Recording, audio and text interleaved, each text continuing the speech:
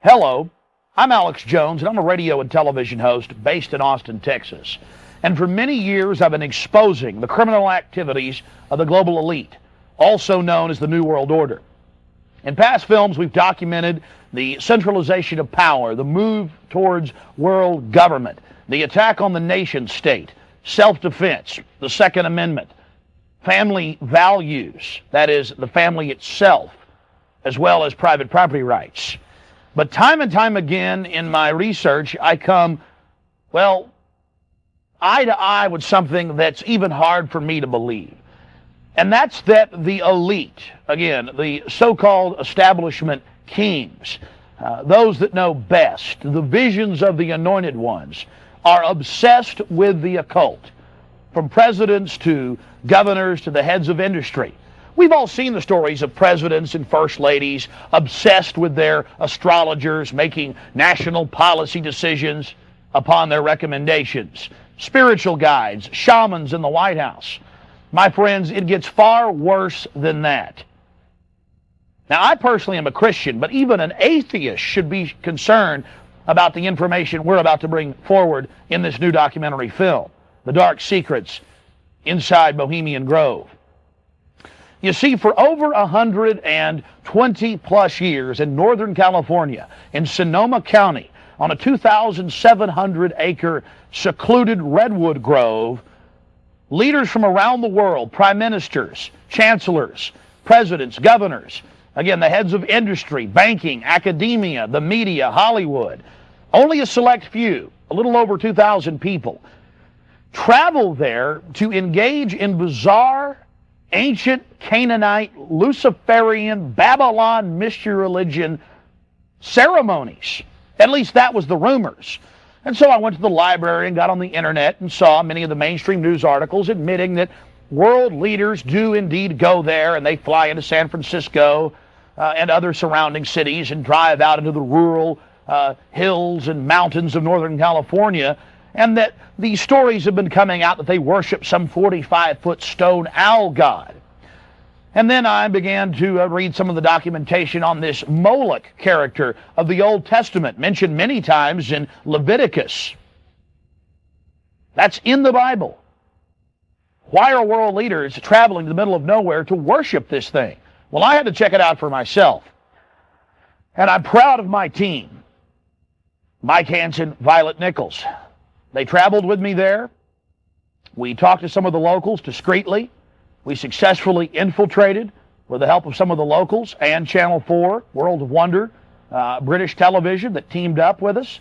And I successfully infiltrated through the Secret Service, through the guards, through the Sonoma County Sheriff's Department. We were inside 4 hours. That's only one day out of the 2 weeks that they meet there for the admitted Summer Fire Festival of the Bohemian Club. Well, basically that's enough for me. It's hard to even describe it with words, and I hope that our hidden cameras can give you at least a small piece of what I witnessed. To have world leaders engaging in this type of sickening behavior, oh yes, there's much more to come. Mock human sacrifices, they claim, just shocks the very foundations of what Americans believe their leaders to be. And then to have it intimately connected with world government. It doesn't make a lot of sense until you research history. All throughout history, spanning back into the mist of the beginnings of civilization, we see world leaders from the empires of old, from the Aztec kings and priests, to Babylonian leaders, to ancient Rome, engaging in twisted behavior. Could it be that when you have all the power and all the women and all the money and all the lands and all the art, you have to do something new? You have to go against the basic grain of humanity. You have to get off in a sick way. That's what we witnessed in Northern California, July 15th, 2000. Get ready to go inside the Bohemian Grove.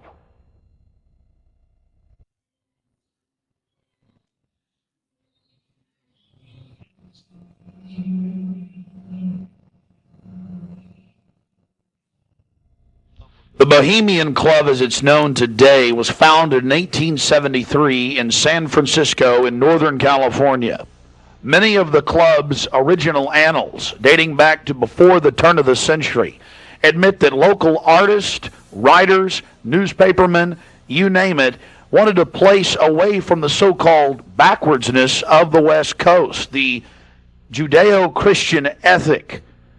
They found that place an hour and a half north of San Francisco, outside of the tiny town of Monterey. Their annals even admit an obsession with the occult and what they called druid rituals.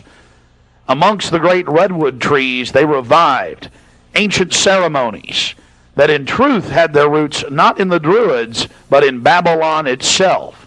As the railroads brought commerce and larger populations, the prestige of the club grew until, in the year 2000, it is a gathering place for the world establishment, the elite.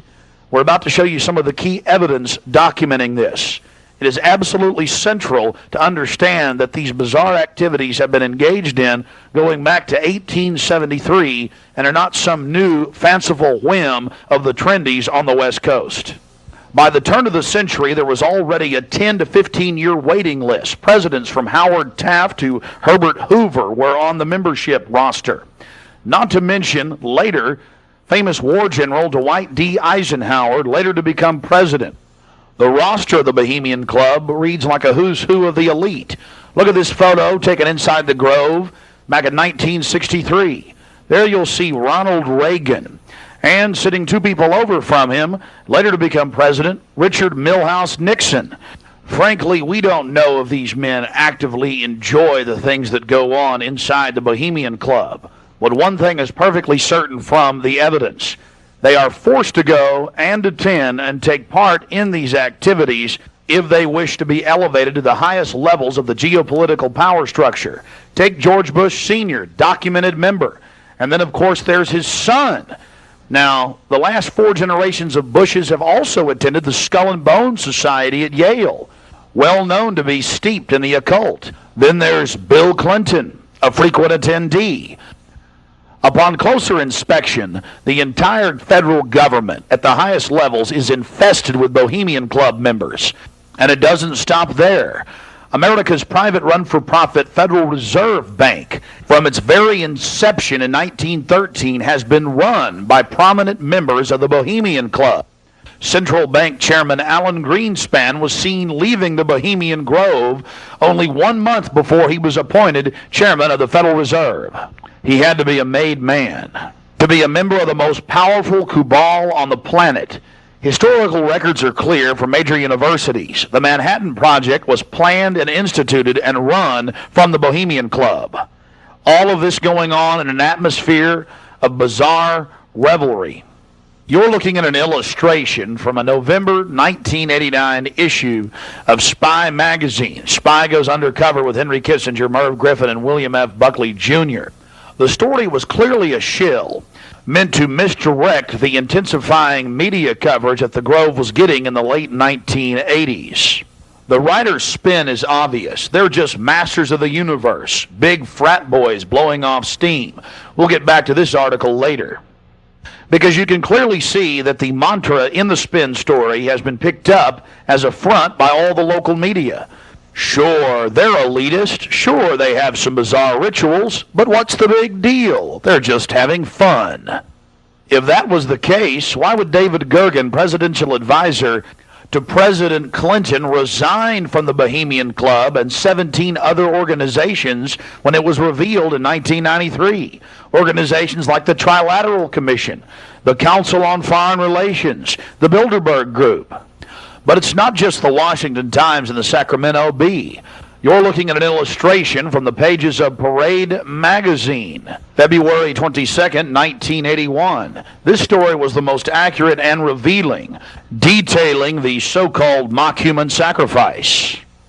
Former German Chancellor Helmut Schmidt wrote extensively in his memoirs, Men and Powers, a Political Retrospective, goes into great detail about the secret establishment running the world. The Trilateral Commission, the CFR, the Bilderberg Group, and of course, ladies and gentlemen, the Bohemian Grove, a place that he often talked about being a wonderful hideaway, a place to spend time with Nelson and David Rockefeller, and to talk about world government and steering societies. On page 225 of Men and Powers, he talks about it being one of the most astounding places he had ever visited in the United States, and how that feeling intensified over the years with subsequent visits. The book goes on for page after page discussing the corporate, private, governmental infrastructure of world government. Going back to the Spy magazine spin piece, they have lots of rosy illustrations of drunken establishment types dancing around having fun, with the rituals going on in the background. They even admit that they wear bizarre Ku Klux Klan-style robes. And there's even a photo released by the Grove of the ritual being engaged in. They talk about the incredible security surrounding the Grove. And they even admit that a corpse, a sacrifice, is born across the lake. But it's all in good fun.